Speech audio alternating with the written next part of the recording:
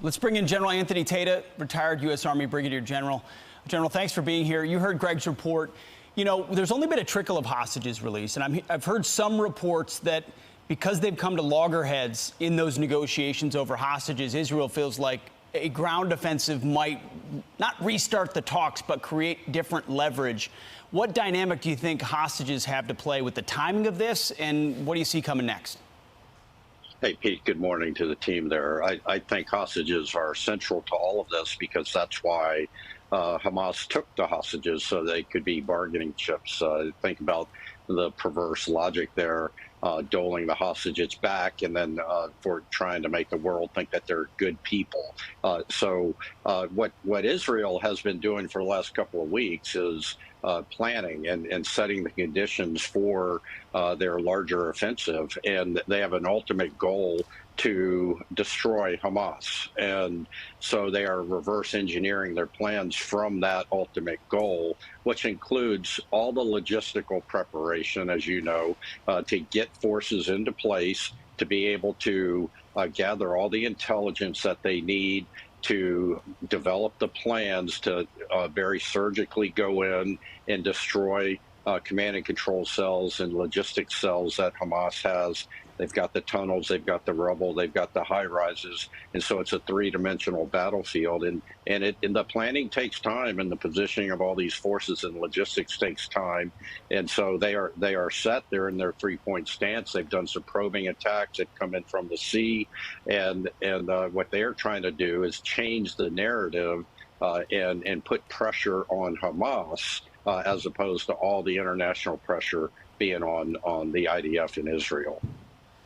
You know, General, it's interesting analogy there in their three-point stance. I think before this incident, I would have assumed that Israel had all the intelligence and readiness to execute a plan like this at a moment's notice, that they wouldn't be starting from scratch. And forgive my ignorance, I wouldn't know that it would take 3 weeks to be ready. The great variable seems to be the hostages. And I said I would have, real quick, General, I would have said, the reason I said I would have said this before, but I also would have assumed that the Israeli intelligence wouldn't have missed this initial terrorist attack as well. So now I'm not sure what the level of readiness. Well, I think that's a very good point. I think they were caught off guard for whatever reason. Lots of intelligence agencies have missed lots of big things in the last couple of years with Afghanistan and Russia and Ukraine, and now this, and even our border. I feel like that hadn't come home to roost yet. So, as Israel gets ready to put their flesh and blood in harm's way, I think that they want to make sure they don't miss anything. You know, fool me once, shame on you. Fool me twice, shame on me. And I think they want to make sure that they aren't fooled twice. And so they're trying to be as careful as possible about protecting the force protection of their own troops, the force protection of the civilians, the force protection of the hostages, and then being ruthless and brutal with the Hamas terrorists that are holding up amongst all these civilians. And so it's a real complex problem to prosecute an offensive operation where you're having to identify friend or foe, whether it's a four-man stack going into a building or dropping a JDAM somewhere, that you want to make sure that you're not harming civilians to the largest extent possible. General, how worried are you that we as a country are going to be drawn into a larger regional conflict, and what that means for us, considering that we also have a war in Ukraine, that we're almost bankrupt?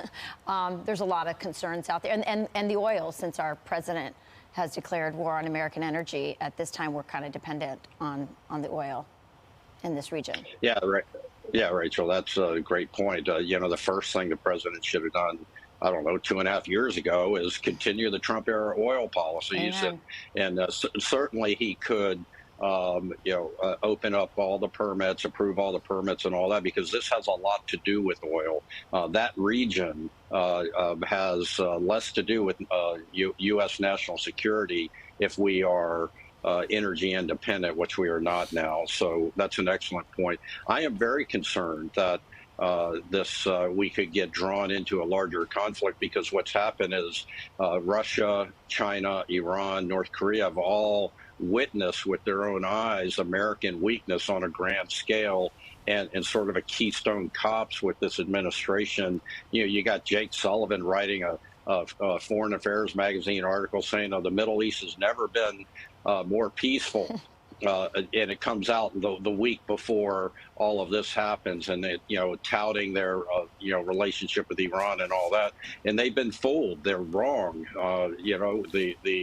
The Gates's comment that Joe Biden's been wrong on every major foreign policy decision he's ever made is accurate. And it's Afghanistan, it's Russia, Ukraine. Remember, they offered Zelensky a ride out on the night of the invasion, and now they've missed this. And I'm really worried about our border and the intelligence because of the focus on PTA moms and Catholics and that kind of thing.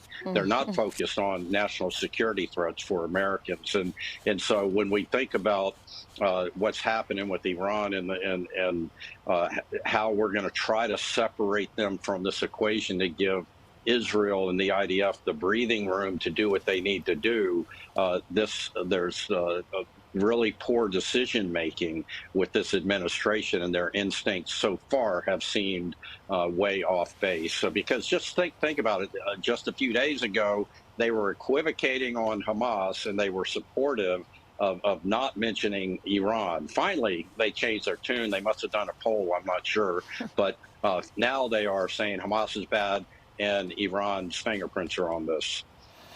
Great place to leave it. General Tata, thank you for your time. Good stuff. I'm Steve Doocy. I'm Brian Kilmeade. And I'm Ainsley Earhart. And click here to subscribe to the Fox News YouTube page to catch our hottest interviews and most compelling analysis.